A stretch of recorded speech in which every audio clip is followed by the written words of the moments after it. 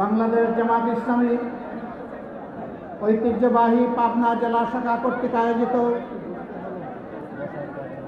ঐতিহ্যবাহী Edward college মাঠে আজকের এই সুধীর সমাবেশ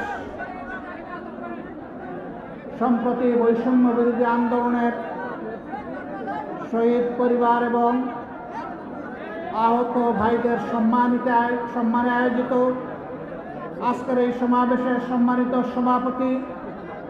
আমার প্রিয় সহকর্মী, বাংলাদেশ জামাতে ইসলামী পাবনা জেলা শাখার